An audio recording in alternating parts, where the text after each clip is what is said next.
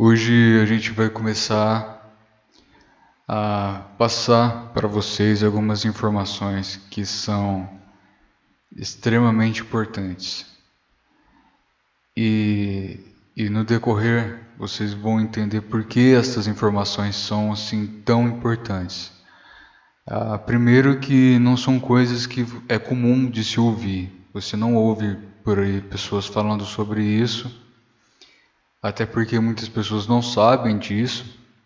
E é um assunto delicado, né? Então, tudo que vai ser dito aqui, vocês podem e devem confirmar. Vocês vão achar fontes confiáveis. Infelizmente, vocês não vão achar muito conteúdo em português, mas vocês vão achar bastante informação em inglês, em artigo.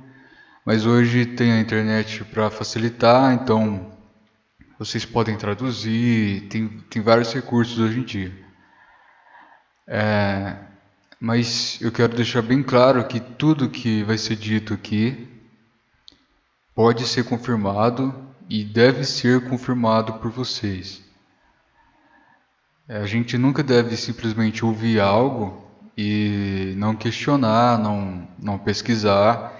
E eu quero que vocês pesquisem, eu quero que vocês vão atrás da informação e confirmem por vocês mesmos. E eu espero que mesmo eu sei que muitas pessoas vão discordar do que eu vou dizer, e é algo sério, inclusive muito sério, e eu concordo que vocês discordem. É importante ter essa questão, a discordância, mas eu sinceramente espero que antes de qualquer julgamento precipitado, vocês pesquisem antes. Porque eu acho que o mais importante do que qualquer julgamento é a verdade. E se vocês forem atrás da verdade, vocês vão encontrar essa verdade. E ela pode ser confirmada, né? Então, e isso é algo muito sério, porque isso envolve a questão, inclusive, da salvação, né? Porque é um assunto escatológico, é um assunto bíblico, né? E é um assunto que você não vai ouvir nas igrejas, infelizmente. E isso diz respeito à salvação de almas. E eu sabendo o que sei, se eu me negasse a falar, ou me calasse, ou guardasse para mim o que eu sei, eu estaria sendo omisso e eu estaria de certa forma sendo cúmplice, né, de uma mentira, de uma omissão. E isso é uma responsabilidade para mim. Eu preciso passar o que eu sei. Eu preciso compartilhar essas informações com vocês para que vocês possam receber essas informações. Aí o que vocês vão fazer dessas informações aí já parte de vocês, né? Mas a minha parte, que é a minha responsabilidade de passar isso, eu fiz, né? Então, eu peço a vocês que estejam atentos ao que eu vou dizer, porque realmente é importante. Eu quero que vocês aprendam com isso e que confirmem tudo que eu vou dizer aqui. Antes de qualquer coisa que eu vou dizer, eu quero deixar claro aqui que eu não tenho nenhum tipo de preconceito ou discriminação. Eu vou explicando isso no decorrer, mas eu quero deixar claro que eu amo os católicos, amo os protestantes, e a gente vai passando tudo e eu vou explicando cada coisa. Primeiro que eu quero começar por etapas, porque é muita coisa para dizer. E antes de começar, eu quero dizer, o que eu vou dizer acaba me fazendo lembrar de uma passagem bíblica, inclusive. Tem uma passagem em Apocalipse de João, que tem um momento em que um anjo, ele dá um livrinho para João comer. E ele diz, né, que esse livrinho vai ser doce como mel no paladar, na boca, mas vai se tornar amargo no estômago. E essas informações que eu vou passar para vocês podem soar um pouco amarga, mas ao mesmo tempo são doces, porque elas podem mudar realmente a sua vida e pode mudar completamente a sua visão sobre o Messias e pode aumentar a sua consciência em relação às passagens bíblicas, os textos, pode te trazer um conhecimento que muitas vezes é um conhecimento que poucos têm. E não é difundido, mas é importante que vocês saibam disso. Então, mesmo que as informações primeiramente pareçam amargas, eu espero que vocês compreendam e que se tornem bênçãos na vida de vocês, porque toda informação ela é válida e ela deve ser compartilhada e também discutida, ser examinada, ter critério. Então eu vou começar falando por etapas, porque são várias coisas para dizer e muitas coisas eu vou ter que voltar para o passado, para a história, para poder explicar, para que vocês entendam, porque nem todo mundo conhece a história em relação à Bíblia, ao povo hebreu, então eu vou ter que voltar um pouco à história. Mas eu peço que vocês tenham paciência, porque isso é algo extremamente importante e diz respeito à salvação da alma de vocês, inclusive. Eu vou começar falando do Messias. Muita gente não entende, às vezes, se eu falar Messias, porque as pessoas conhecem apenas o Jesus, a palavra Jesus, o Messias, né? E vocês vão entender porque eu chamo ele de Messias. Primeiro que essa palavra Messias, a raiz dela é hebraica. E ela quer dizer ungido ou escolhido, né? Então, toda vez que você se refere ao Messias que veio à Terra, você está se referindo exatamente ao ungido, ao escolhido que veio à Terra, enviado pelo Criador. E o Criador, quando eu falo Criador, obviamente é Deus, né? O Deus de Israel, o Deus cristão. Em relação ao Messias, eu quero começar falando sobre a raiz de tudo, a história de onde ele veio. E aí vocês vão entender várias coisas. O Messias veio do povo hebreu, que é o povo judeu. Hoje em dia existe um povo judeu, um povo hebreu, que está em Israel e também boa parte está nos Estados Unidos. Se você não sabe, se não me engano, é possível ter até mais judeus nos Estados Unidos hoje do que em Israel, né? Porque quando houve a dispersação do povo judeu, muitos acabaram vindo para as Américas, né? E a maior parte dos judeus acabaram indo para os Estados Unidos. Então tem muitos descendentes lá. Só que uma coisa que poucos sabem é que a maior parte desses judeus são judeus convertidos. Você pode se converter ao judaísmo, né? O que eu quero começar falando primeiramente sobre o povo hebreu, o povo judeu, que eu amo e respeito muito, é sobre a história, sobre o começo.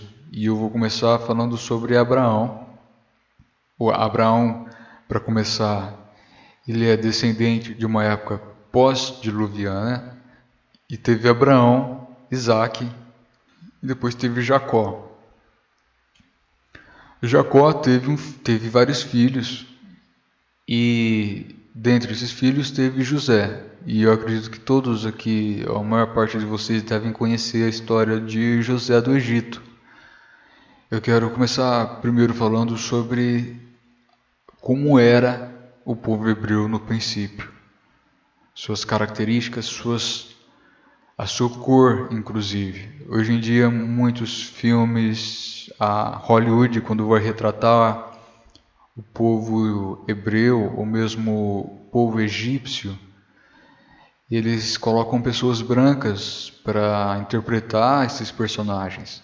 E isso está marcado na mente da maioria das pessoas que o povo hebreu é branco.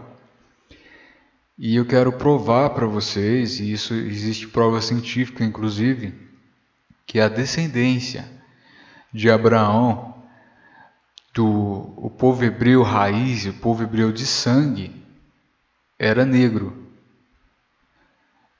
E isso existe prova, inclusive, existe uma pesquisa que foi feita algum tempo atrás, alguns anos atrás, isso passou inclusive na NBC.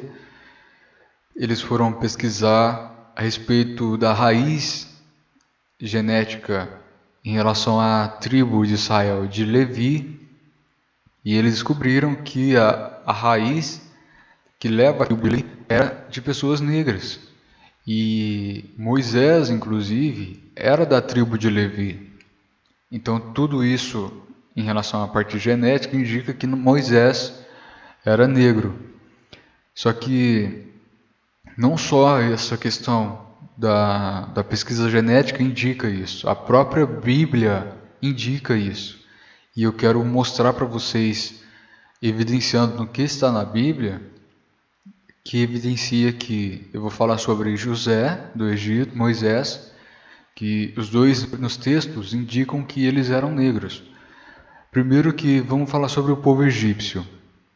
O povo egípcio, o Hollywood retrata como pessoas brancas, mas se você for pesquisar artigos arqueológicos, qualquer pesquisador que tenha um aprofundamento maior sobre a cultura egípcia sabe que os egípcios eram negros. E começando por José do Egito. José do Egito era filho de Jacó, né? Jacó era filho de Isaac, Isaac filho de Abraão. José do Egito era o filho preferido de Jacó. E houve toda aquela história que José foi meio que perseguido por seus irmãos, foi vendido como escravo para o Egito. E ele foi servir, né? Ele foi comprado. E ele acabou, no final das contas, com a história dos sonhos que ele teve, que ele interpretou o sonho do faraó, ele conseguiu um cargo de governador, um cargo importante no Antigo Egito. E ocorreu que os irmãos dele foram para o Egito quando chegou a época de fome e de escassez de alimento, foram para o Egito para conseguir alimento, para comprar alimento. E quando eles foram no Egito, José já era governador e eles viram José e não reconheceram José. E aí entra a questão, se José fosse branco e o povo egípcio ele era negro, na sua maior parte, como poderia os irmãos de José não reconhecerem, porque se ele fosse branco, a diferença seria muito grande entre o povo egípcio e José. Como José, por exemplo, se passou diante dos seus irmãos como um egípcio comum, isso indica que ele era parecido com os egípcios. Então, automaticamente leva a entender que José era negro, e se José era negro, provavelmente os seus irmãos também eram, e inclusive o seu pai Jacó. Entendem o que eu quero dizer? Isso é apenas uma evidência que eu quero que vocês pensem sobre isso. Isso vocês podem ler a história de José, que vocês vão perceber essas questões. Outra questão é o próprio Moisés. Moisés foi o responsável por libertar o povo hebreu do cativeiro. Uma coisa que vocês têm que pensar também em relação à história de Moisés é que Moisés ele foi meio que adotado ali pelo faraó, pela família do faraó, e ele cresceu como um príncipe ali no Egito, e ele se passava exatamente como um egípcio e o faraó o aceitou como um filho, né, um filho adotivo, e ele se passava como um membro da família ali do faraó. E não existia uma distinção muito grande entre Moisés e o povo egípcio. Isso também indica que Moisés seria também semelhante ao povo egípcio, né? Fora essa questão, existe a questão do próprio povo hebreu que entrou no Antigo Egito através de José, né? Por conta de José ter se tornado governador. E ali o povo hebreu cresceu, prosperou durante um tempo, até chegar um momento que o povo hebreu começou a se tornar escravo no Antigo Egito. E não foi a única vez que o povo hebreu se tornou escravo.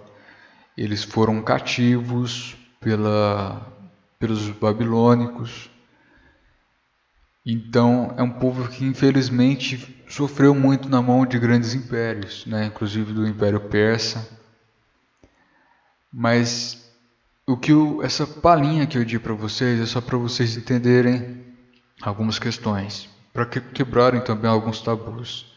Aí vocês podem se perguntar se o povo hebreu raiz, o povo hebreu em sua origem era negro, quem são esses que hoje estão em Israel, né? Que se dizem judeus? Primeiro que a gente tem que voltar ao passado, a gente tem que lembrar dos filhos de Noé.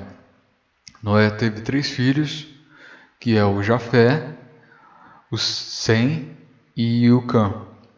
Cã, ele foi amaldiçoado. Ele foi amaldiçoado por conta do que ele fez a Noé após o dilúvio. E existe Sem, que é o filho abençoado espiritualmente, dos descendentes do filho de Sem veio o povo hebreu, né? Veio o povo judeu, e existe Jafé, que também foi abençoado por Noé e pelo Criador, e Jafé, ele seria próspero na terra, né? Os descendentes de Sem seriam abençoados espiritualmente, e os descendentes de Jafé seriam abençoados, prósperos na terra. E o que ocorreu?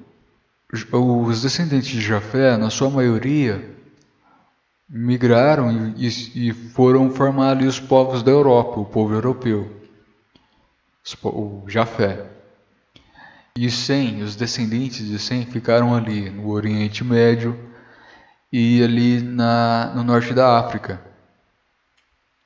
E uma prova, inclusive, que o povo hebreu raiz era um povo negro, é que a própria língua hebraica é uma língua afroasiática. Ou seja, é uma língua que se derivou de parte da África, do norte da África, a parte do leste ali da Ásia, que é ali onde fica a Arábia Saudita. Então é aquela região onde surgiu o idioma hebreu, o hebraico. E é uma língua afroasiática. E uma outra evidência que eu posso dizer que o povo hebreu era e ainda é, o povo raiz hebreu é negro e era negro raiz, é que se você for pesquisar hoje em alguns países da África, vocês sabem que quando se diz Deus, se está se referindo ao Deus de Israel, que é o único Deus, e esse Deus tem um nome que poucas pessoas conhecem no meio cristão, que é a abreviação, né, de 4 letras, que essas 4 letras se dizem Yahu. Vocês podem até ver no nome do primeiro-ministro de Israel, que o nome dele, Benjamin Netanyahu. Yahu é o nome do Criador, né? Yahu, que é o nome de Deus, é assim que eles chamam Deus, é o nome raiz, é o nome em hebraico. E o que acontece? Se você for em alguns países, você não precisa ir nos países da África, mas se você for pesquisar em alguns sites relacionados a nomes africanos, e você pesquisar sobre Iau, você vai perceber que existe uma enorme quantidade de nomes africanos que possuem esse nome. Ia, Iau, Iahu, que é o nome de Deus. E se você não sabe, os nomes que você conhece hoje, como Mateus, que são os profetas, né? Mateus, Elias, próprio José do Egito, vários nomes bíblicos, são uma enorme quantidade de traduções que houve e tal, mas o nome raiz desses profetas sempre tinham parte do nome, tinham o nome do Criador, o nome de Deus, era Yahu, sempre tinha Yahu nos nomes dos profetas. E se você for pesquisar nomes africanos, você vai encontrar vários nomes, uma enorme quantidade de pessoas na África que tem o nome de Yahu embutido dentro do seu nome. Isso também é uma evidência que mesmo no passar do tempo, eu digo, se você pesquisar hoje nomes de pessoas, nome de africanos, hoje você vai ver que muitas pessoas na África têm o nome do Criador, o Deus de Israel, embutido em seu nome.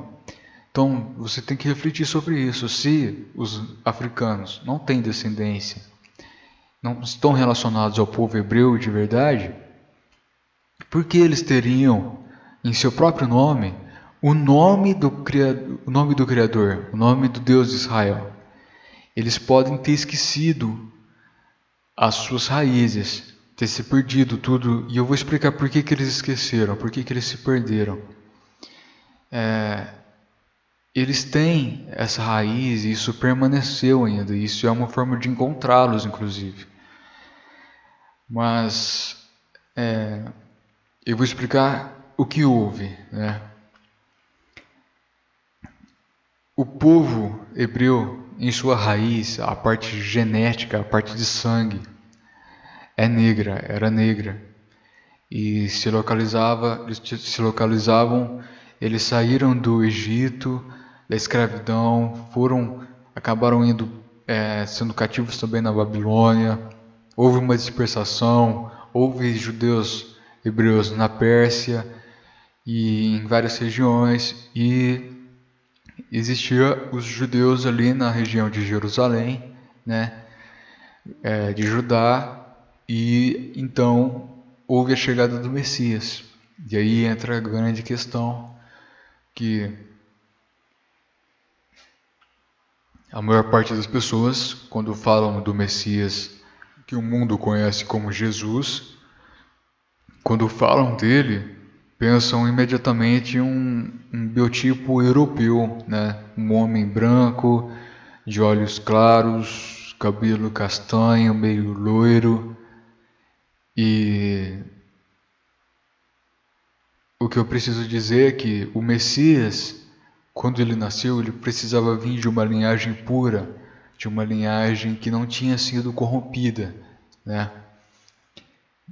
Porque houve toda a história da miscigenação dos povos, que tem a passagem bíblica que fala sobre os gigantes, que houve a mistura genética dos anjos com os humanos, e aí que o Messias precisava vir de um sangue puro, de uma descendência pura, e é por conta disso que Noé foi salvo, a família de Noé foi salva, porque o Salvador, precisava vir de uma linhagem que não tinha sido corrompida.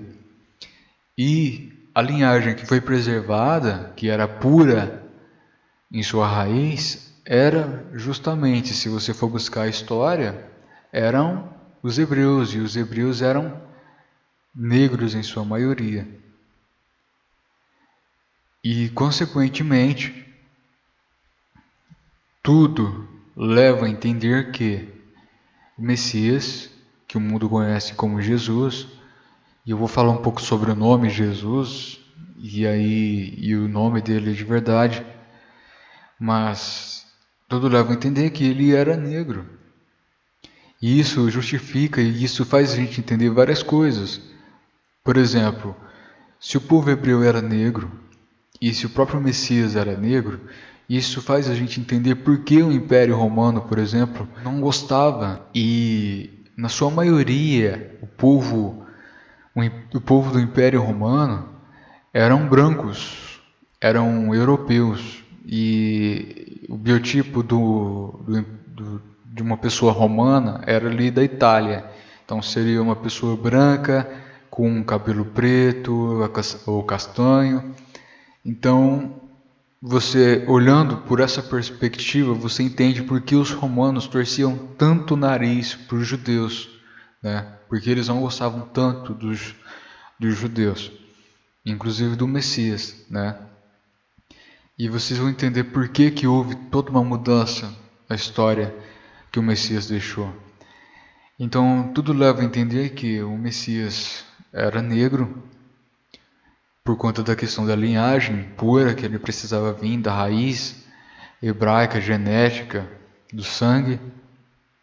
E houve a questão que os hebreus recusaram o seu Messias, eles rejeitaram o seu Messias e, infelizmente, o Messias foi morto, mas ele ressuscitou, porque ele era santo e puro e ele tinha um compromisso, que ele foi enviado pelo Criador para cumprir uma missão aqui.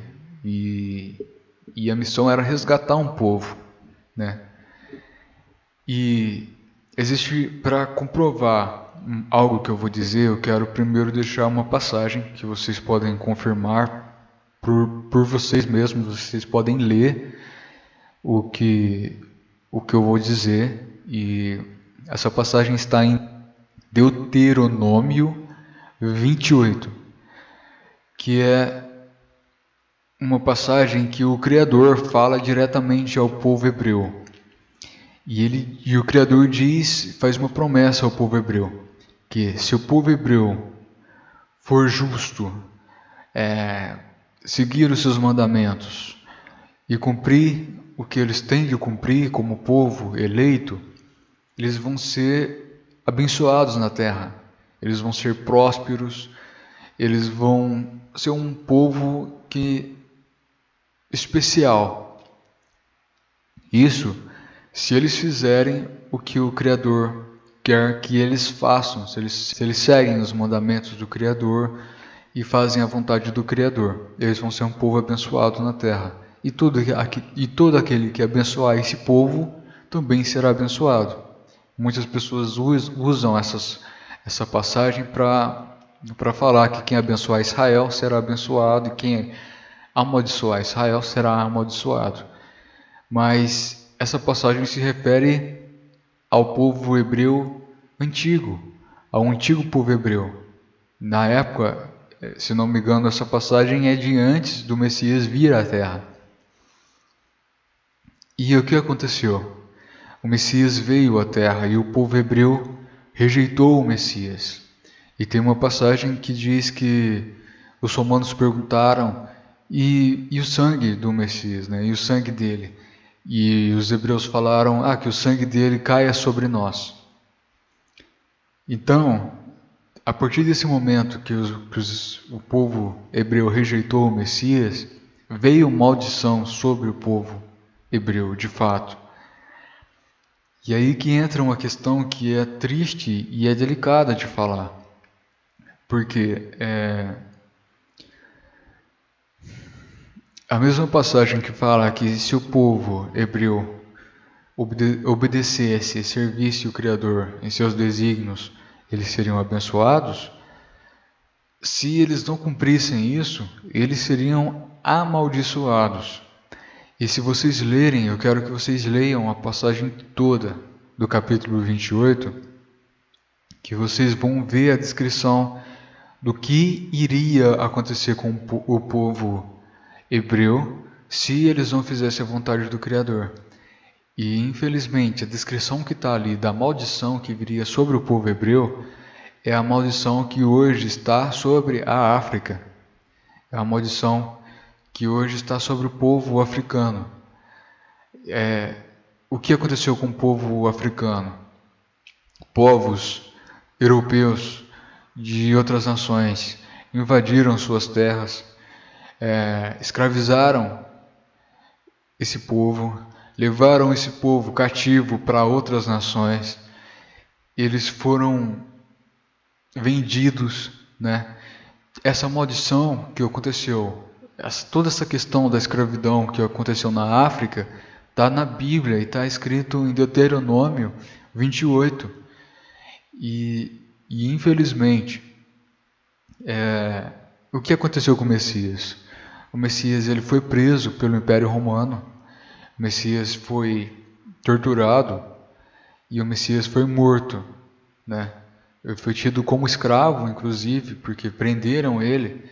Então, é uma coisa muito delicada de se falar, mas o que eu quero trazer para vocês, que vocês não vão ouvir ninguém falar sobre isso, é que o povo raiz, o povo eleito do Criador, de sangue, é um povo negro. E se você olha para a nossa sociedade hoje, a maior parte das pessoas são preconceituosas, elas muitas vezes elas torcem, às vezes uma pessoa negra, por mais que ela enriqueça e seja próspera, ainda existe pessoas que torcem o nariz, que se acham superiores, que se acham melhores que negros. E eles nem sabem que o Messias, provavelmente, existe uma grande probabilidade que o Messias era negro. E elas professam uma fé, se dizem cristãs, e elas nem sabem ao certo ao que elas seguem, porque elas nunca foram ao fundo pesquisar sobre ao que elas estão seguindo.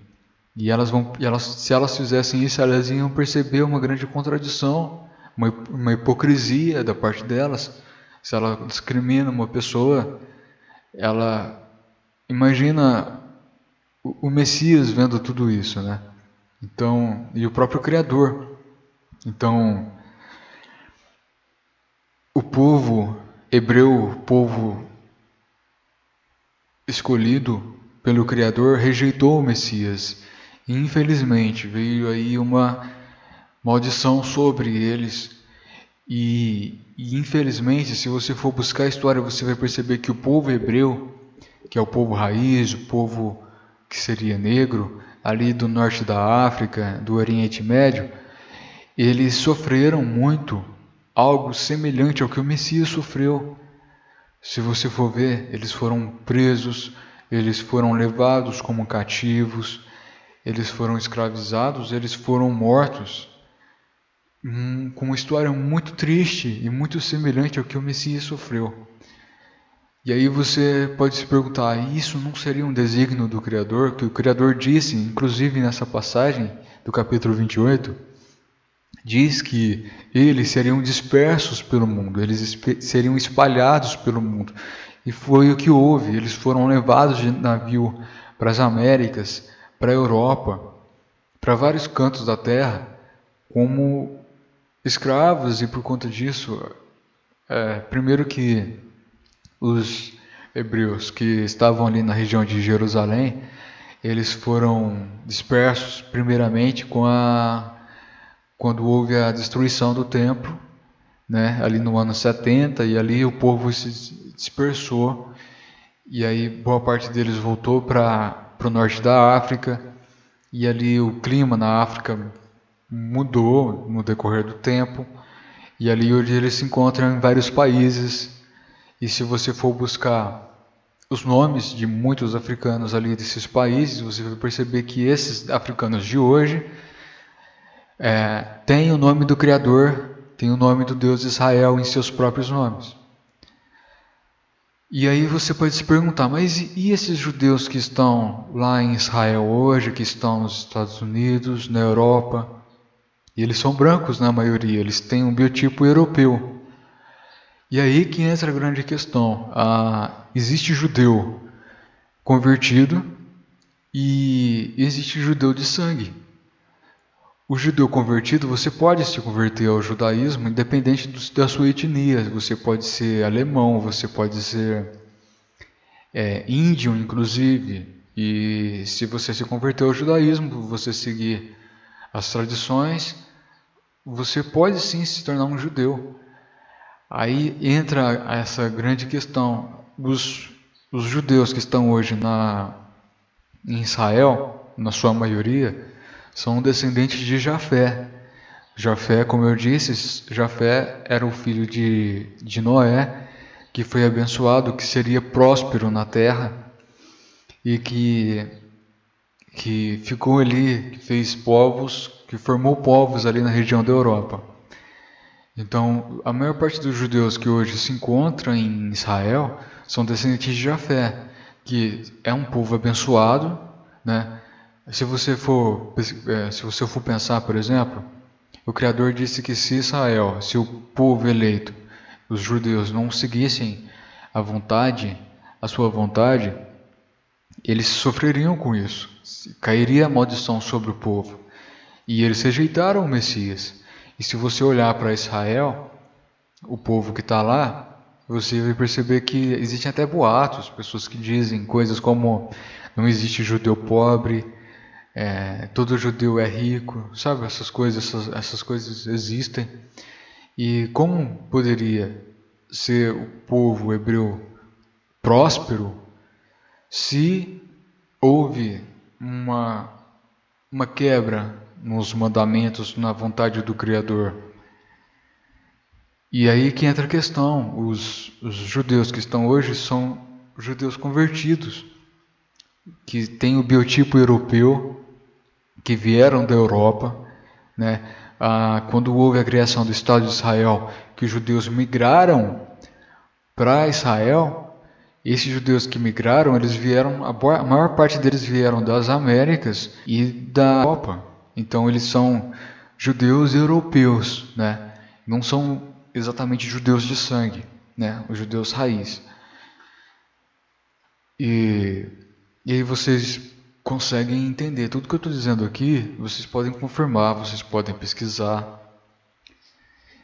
E eu só quero que vocês saibam, tenham acesso a essa informação, que não seja algo seleto, algo fechado para poucas pessoas, porque mais pessoas precisam saber disso, né? E o povo que está lá, o povo judeu de hoje, é um povo especial, sim. Por quê? Eles estão dentro da promessa do Criador. E eles são judeus também. Eles podem não ser judeus de sangue, de raiz, mas eles são judeus também, se converteram ao judaísmo. E eles estão cumprindo o propósito do Criador lá em Israel, na Europa, na América. Então, eles estão dentro do que o Criador queria. E algo bom em relação a isso também é que eles guardaram as festas do Criador, e eles servem também como um termômetro a respeito do retorno do Messias, né? Eles guardaram as festas, eles guardaram os mandamentos, eles guardaram a Torá, eles guardaram várias coisas relacionadas ao que existe sobre o povo hebreu, sobre a sua história, inclusive porque eles também são hebreus, também são judeus, tem uma certa miscigenação, boa parte deles vem da Europa, mas são judeus também.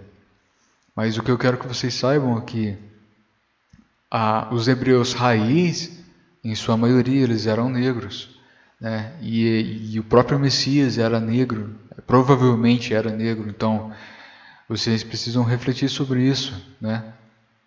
E outra coisa que eu quero falar é sobre o nome do Messias. E aí eu vou voltar um pouco a história e eu vou falar um pouco a história da igreja. E eu tento tomar o máximo cuidado ao falar as coisas, porque é um assunto realmente delicado.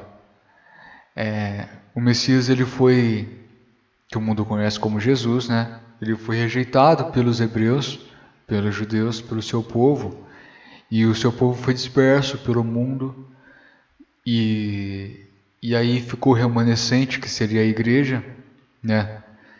E ali da igreja tinha os discípulos do Messias, Pedro, João, e ali vieram depois Paulo, né?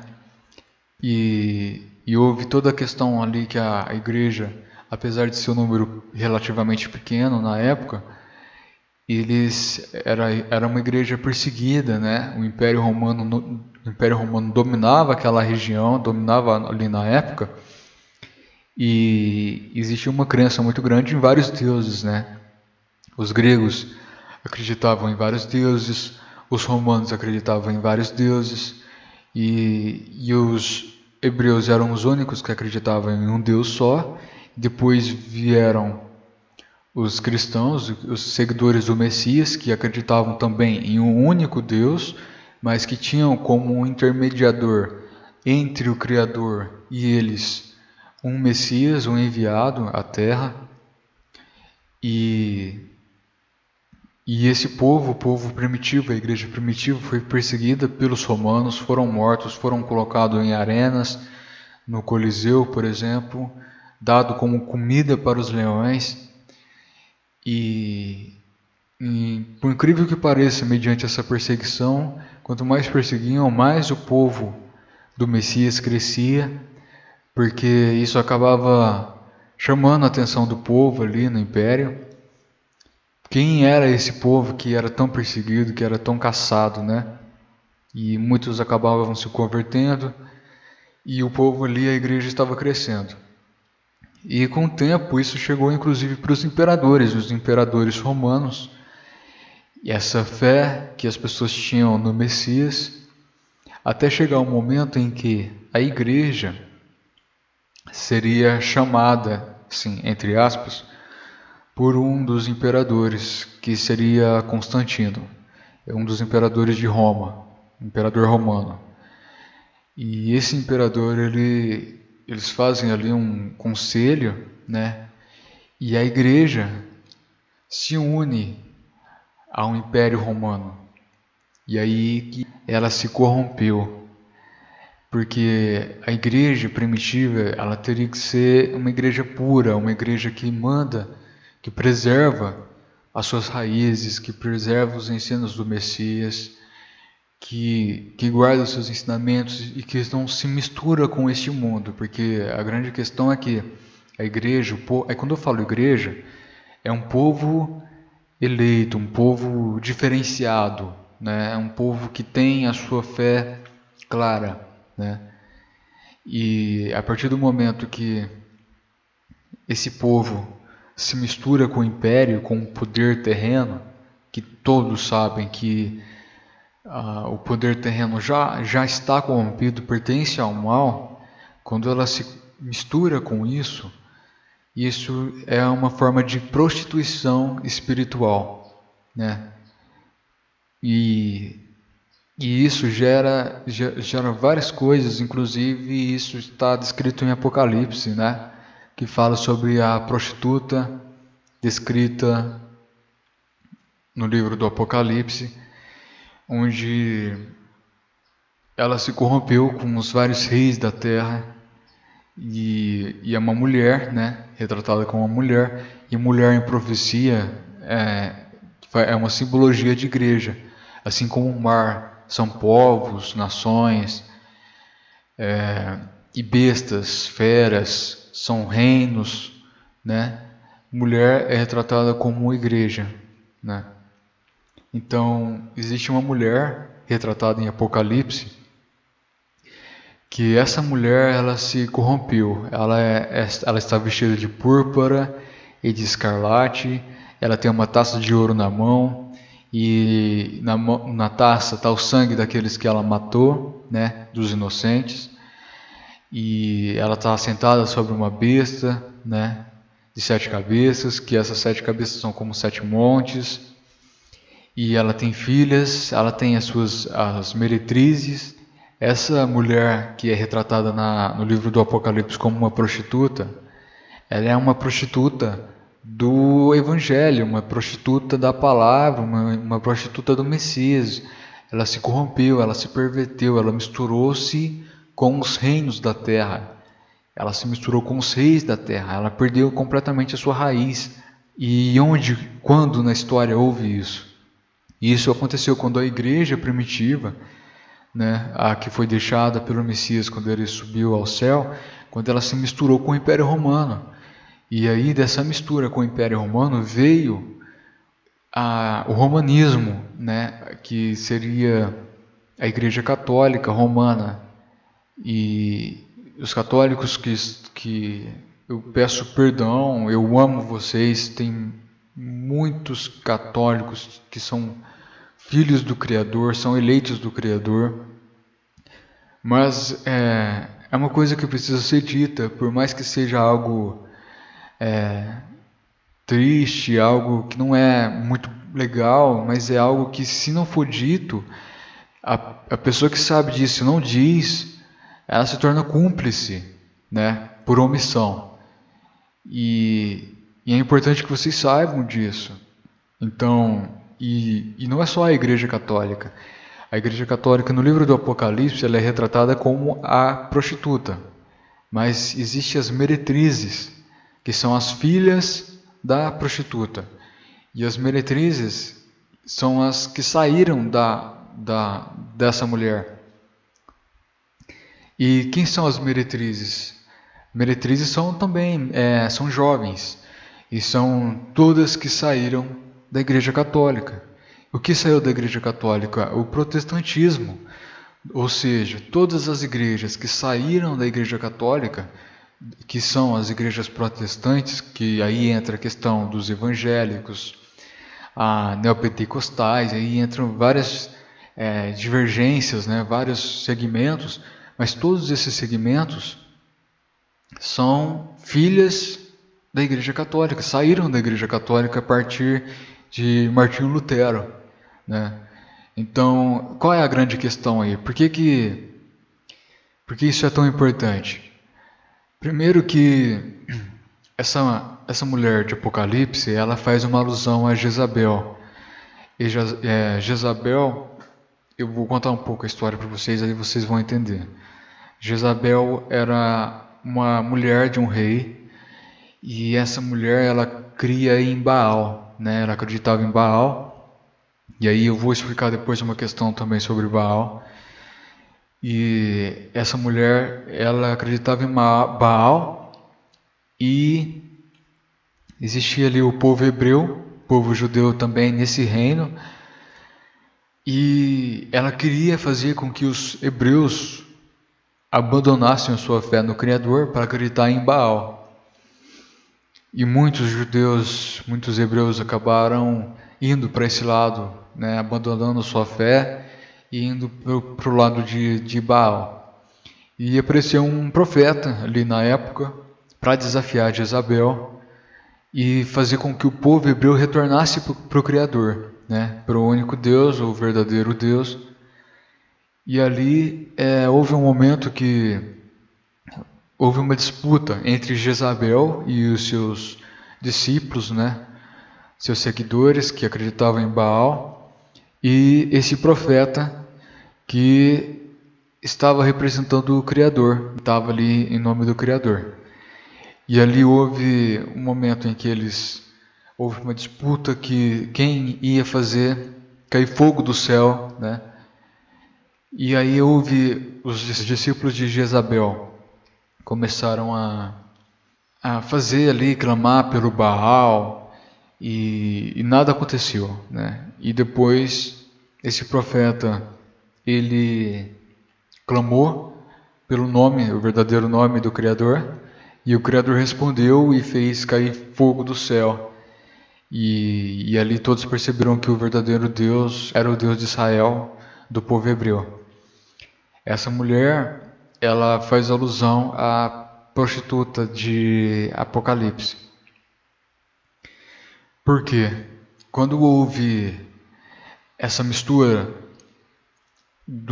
da igreja primitiva, que ela se misturou com o Império Romano. O Império Romano, para quem não sabe, era um império que ele era um império conquistador, ele conquistava vários povos. E cada povo que ele conquistava, ele absorvia um pouco da cultura religiosa daquele povo, porque eles acreditavam que quanto mais deuses eles tivessem, mais forte o império seria, porque eles teriam maior proteção, né? Mais deuses estariam do lado deles. Então, por exemplo, houve um momento que houve uma mistura ali com os gregos, e ali eles misturaram os deuses deles, do Império Romano, com os deuses gregos, fazer com que os deuses gregos se tornassem também parte dos deuses romanos. E quando houve a mistura da igreja primitiva, que era pura, com o Império Romano, ali houve uma corrupção que nunca aconteceu algo tão drástico assim na história. Para começar, o Império Romano era formado por sua maior parte de pessoas brancas, né? De europeus. E aí você entende a reluta deles em aceitar um Messias que potencialmente seria negro, né? Então era uma dificuldade ali para eles aceitarem algo assim. E eles não aceitavam a raiz também do povo hebreu, que também era uma raiz negra. E aí você percebe que o Império Romano fez uma mudança drástica ali sobre a raiz. Eles mudaram os nomes dos profetas, eles mudaram o nome do Criador, eles tiraram os nomes dos profetas, tinham Yahweh, que é o nome do Criador, em seus nomes, embutido em seus nomes. Eles adulteraram. Então, se o profeta tivesse o nome raiz, eles colocavam outro nome, que é o nome que a gente conhece hoje. Por exemplo, João, Mateus, não são os nomes verdadeiros, os nomes raízes. E mudaram também o nome do Messias. O Messias tinha ali embutido no seu próprio nome o nome do Pai, do Criador. Então, se o nome do Criador, o nome do Deus de Israel é Yahweh, aonde que está Yahweh no nome de Jesus, por exemplo? Não existe embutido. Se você for buscar raiz, você vai perceber que Jesus ele é um nome teoricamente mais recente, porque antigamente era Jesus, né? E esse nome Jesus alguns associam a Yeshua, né? Só que esses nomes eles foram colocados. Esse nome foi colocado pelo poder romano. E aí o que acontece? Houve a troca do nome do Messias, né? E eu vou ser bem franco para vocês, para dizer que hoje em dia não tem como você ter uma certeza absoluta sobre qual era o verdadeiro nome do Messias. Por mais que você pesquise, eu passei boa parte da minha vida pesquisando sobre isso, tentando achar, e existem vários nomes circulando por aí, Yeshua, como por exemplo, Yahushua, e vários outros nomes. Só que não tem como você ter uma plena certeza. Os textos bíblicos só dizem que o Messias teria o nome do Pai, em seu próprio nome, e que ele traria salvação, né? Então dá a entender que seria uma conjunção do nome de salvação em hebraico com o nome do Criador, que seria Yahweh. Então seria uma associação. E aí, se vocês forem pesquisar, vocês vão ver que a medalha do Vaticano, existe uma medalha com um brasão, onde existe o nome raiz deles, né, do Vaticano, em relação ao nome do Messias, que seria o nome que eles deram, né, que era Jesus. E nesse medalhão está Ie em cima. Vocês podem fazer uma pesquisa rápida aí na internet, medalhão do Vaticano Jesus, e está lá em cima e embaixo sus, né, do latim. E vocês podem pesquisar e ver o que significa esse nome. E infelizmente os romanos eram um povo blasfemo, um povo ignorante, um povo que não respeitava outros povos, que se achavam superiores, e mesmo os romanos tendo agregado a crença do Messias, eles adulteraram muitas coisas. E nessa adulteração adulteraram o nome, e inclusive, além de adulterarem o nome do Messias, eles blasfemaram o nome do Messias. Por que eu digo isso? Esse Iesus é que deu origem ao nome Jesus, né? Só trocaram o I pelo J. E se você for pesquisar a tradução de IE, como está lá na medalha, IE primeiro, e embaixo, sus. Se você for pesquisar essa tradução, você vai ver que o que diz é, ou seja, porco, ou ele é um porco, né? Então, tem uma passagem bíblica que diz o seguinte, o Criador fala o seguinte nessa passagem, que o povo que ele ama, dia e noite, blasfema o seu nome e o nome do seu filho.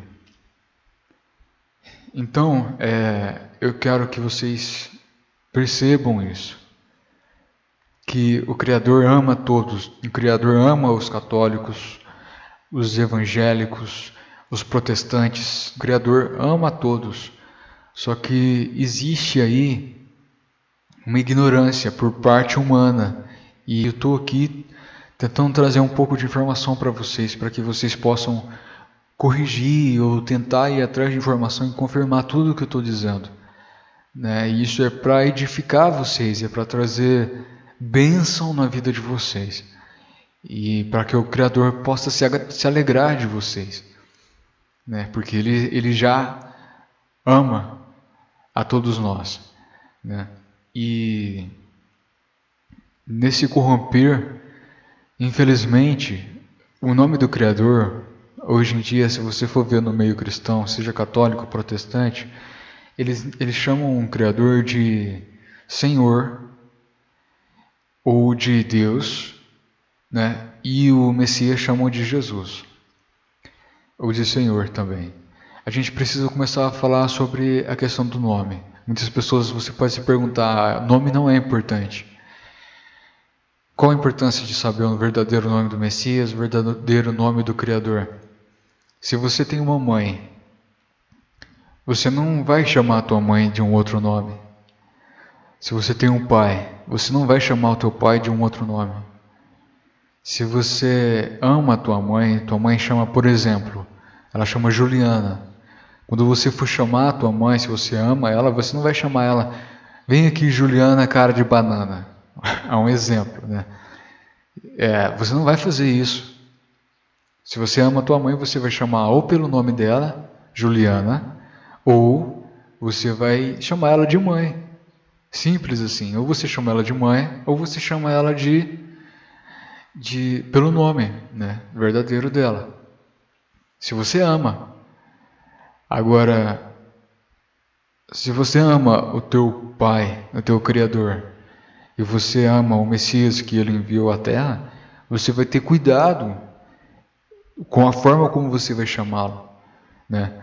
E eu vou passar um pouco em relação ao nome, para vocês entenderem algumas coisas. Vou começar pelo Pai, né? Que é o Criador. O Criador do céu e da terra, ele tem um nome de raiz hebraica que seria Yahu, né? Que são quatro letras. Vocês podem pesquisar, vocês acham isso fácil. E em relação ao Criador, o povo hoje, as pessoas chamam ele de Senhor. E toda palavra tem uma raiz, né? Como eu disse, o Messias, se você falar Messias, o Messias tem uma raiz hebraica, né?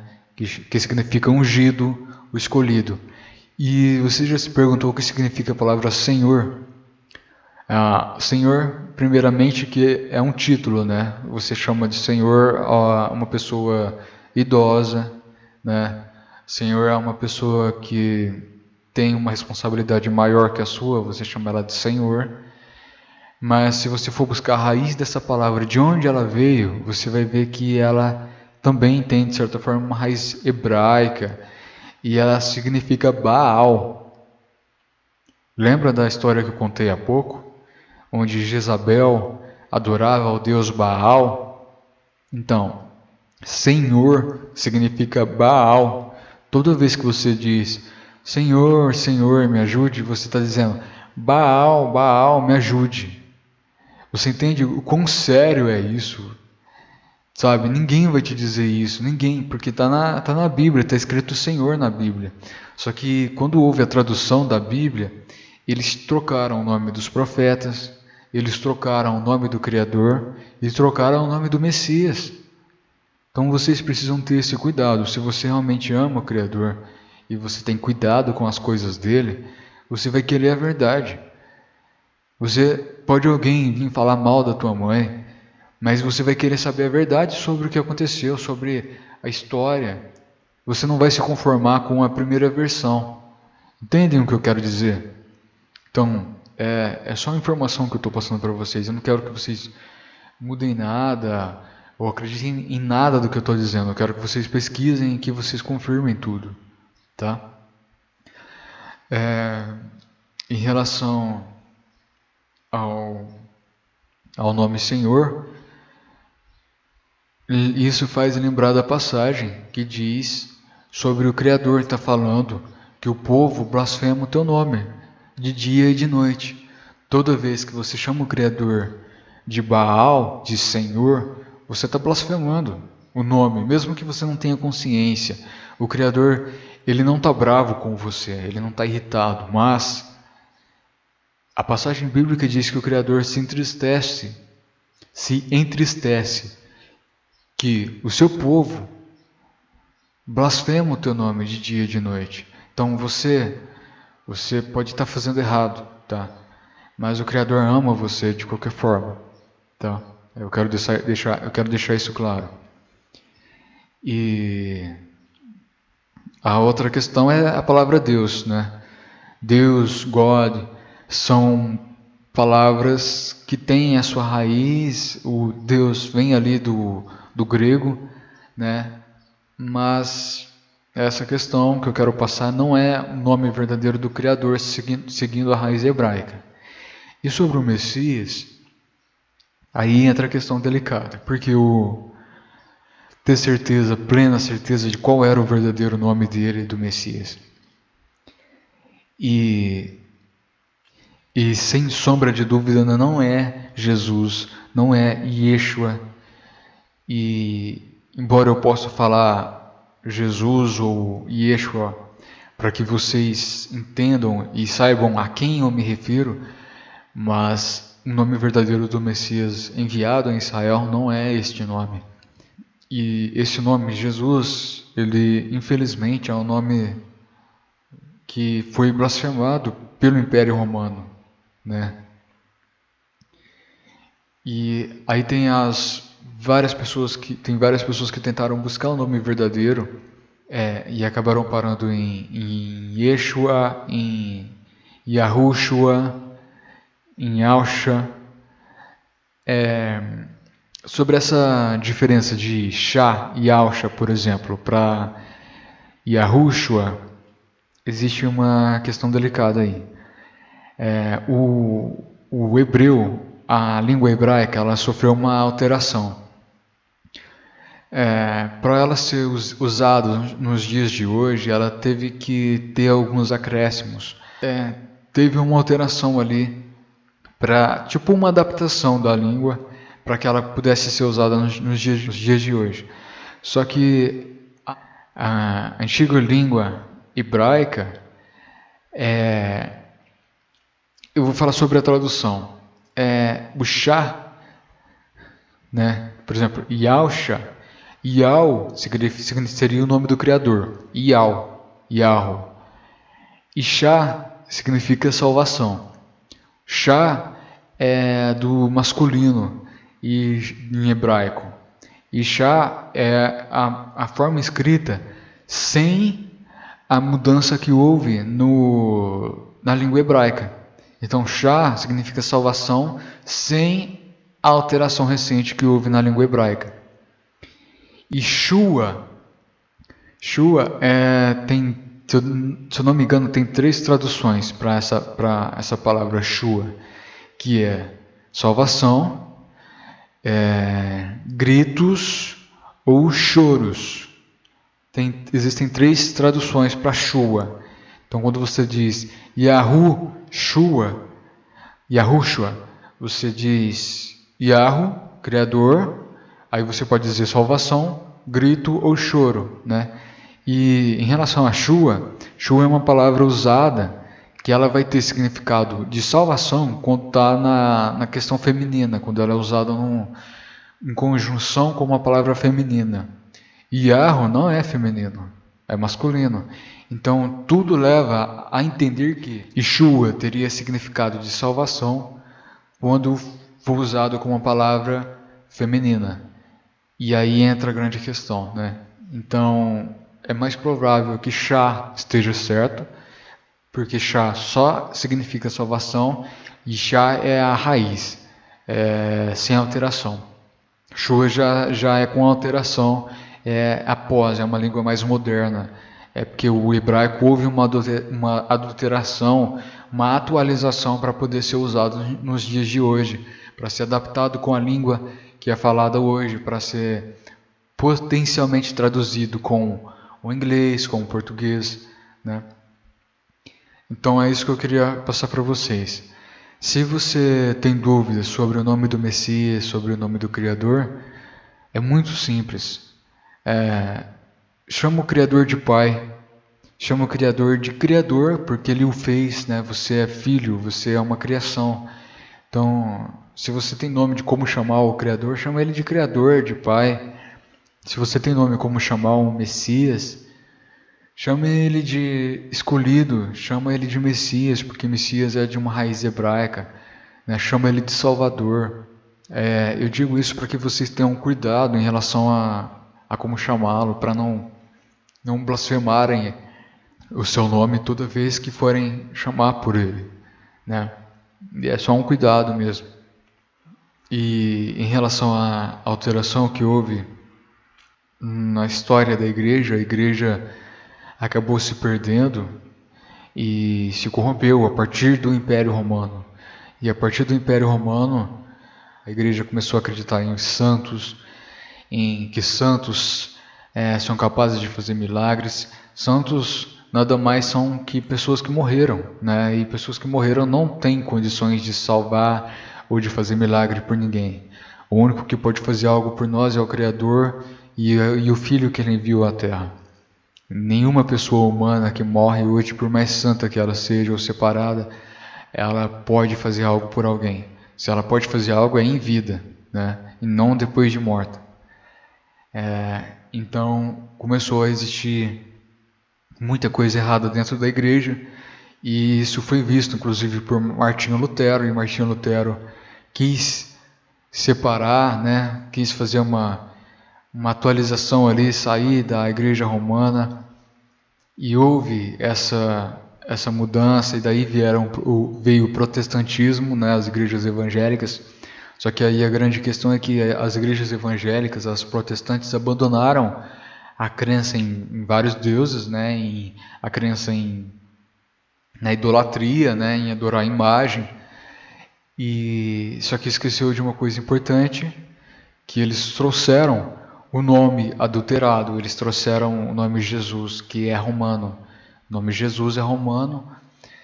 E o nome Jesus, infelizmente, por mais que as pessoas não gostem do que eu vou dizer, é um nome que, infelizmente, acaba blasfemando o nome do Messias toda vez que você diz ele. Porque se você for pesquisar o brasão, como eu disse, o brasão do Vaticano, que está lá Jesus, vai estar Ie, e embaixo Sus, e se você for traduzir isso do latim, porque Jesus é do latim, que é a língua principal romana, se você for traduzir, vai ver que significa ele é um porco, ou seja, um porco.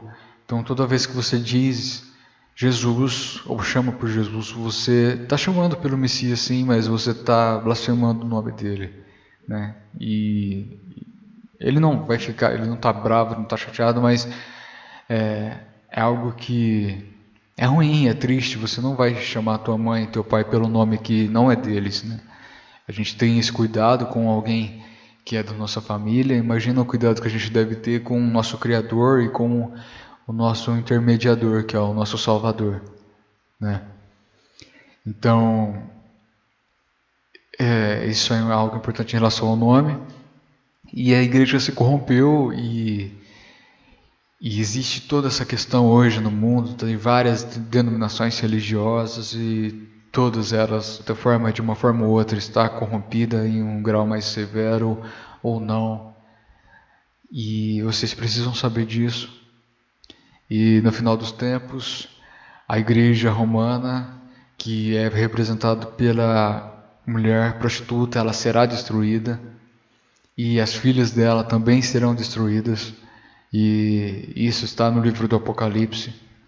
E existe uma questão também para concluir, que eu quero falar sobre arrebatamento. Primeiro que eu quero falar sobre as eras das igrejas. O livro do Apocalipse, se não me engano, nos 3 primeiros capítulos falam sobre a era da igreja. E existem várias igrejas, a de Sardes, a Filadélfia, a de Laodiceia. Cada igreja tem uma característica e cada igreja é a representação de um tempo do povo do Messias na Terra. Então, a última igreja do último tempo é a de Laodiceia. E Laodiceia é a igreja que é retratada como uma igreja morna, a igreja que será vomitada pela boca do Messias.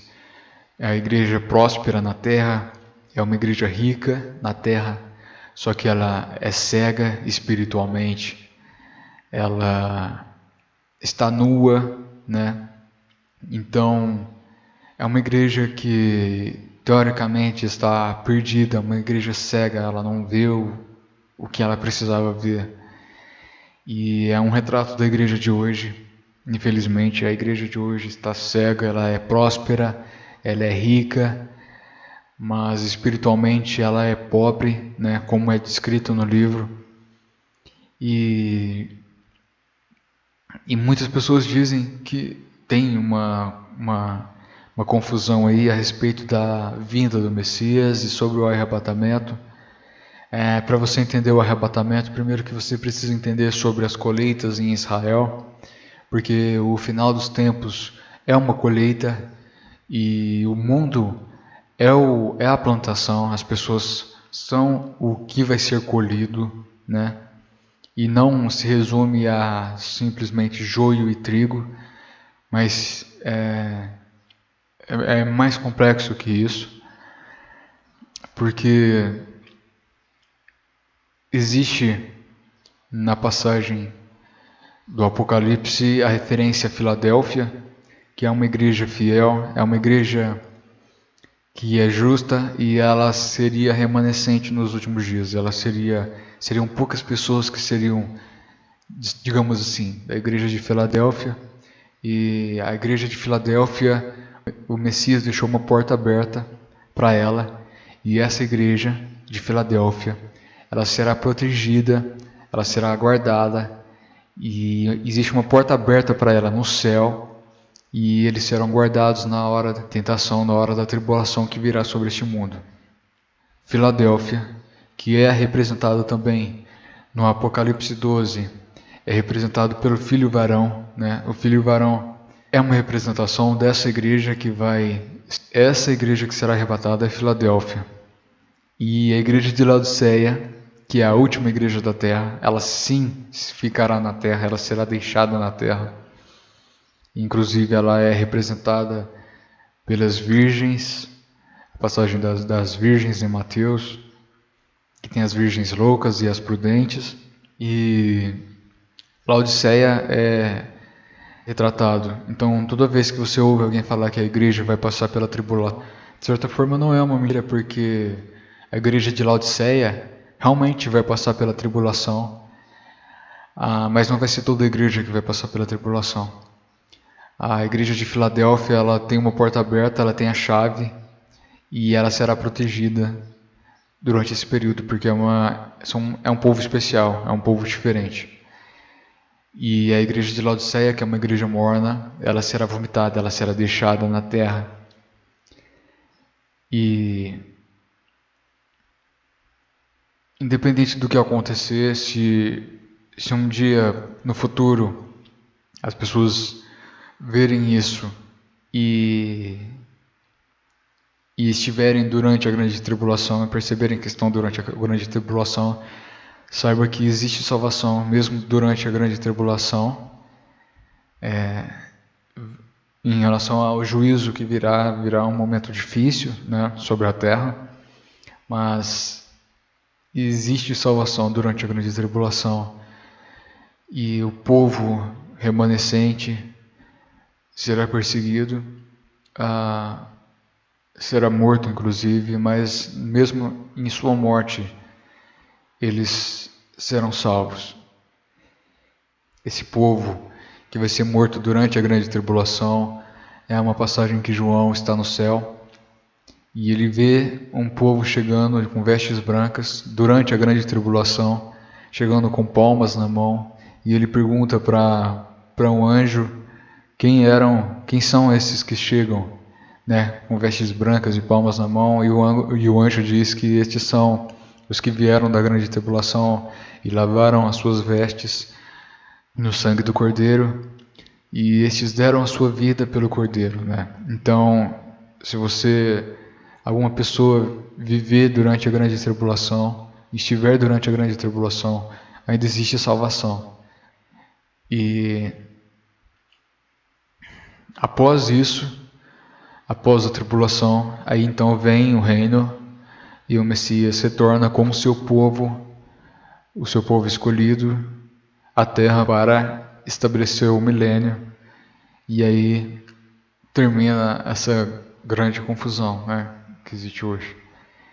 Mas essas informações que eu passei para vocês são importantes. Eu poderia falar muito mais coisas, mas eu acho que é importante vocês saberem disso, né? Isso diz respeito à alma de vocês, à salvação. E é isso. Que o Criador abençoe vocês e que traga discernimento na vida de cada um de vocês.